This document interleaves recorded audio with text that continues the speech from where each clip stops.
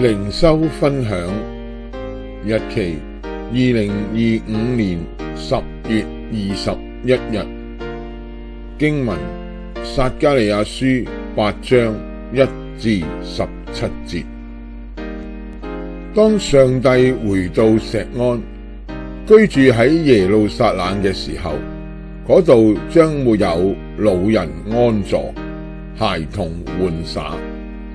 上帝將成為佢哋嘅上帝，以真理同埋公義治理佢哋，並賜俾佢哋豐盛嘅恩典。上帝嘅百姓必須說實話，按至理審判，並離棄上帝所憎惡嘅事。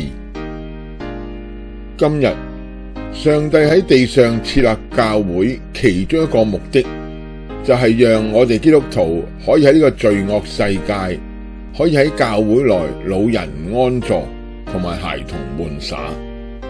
奈何我哋唔遵守上帝喺聖經對我哋嘅教導，以致罪惡亦都喺教會內出現，因而老人坐立不安，孩童失去天真活潑。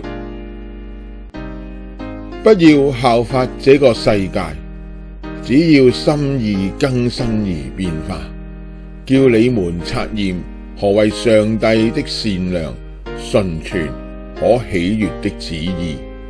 羅馬書12章2節。阿們。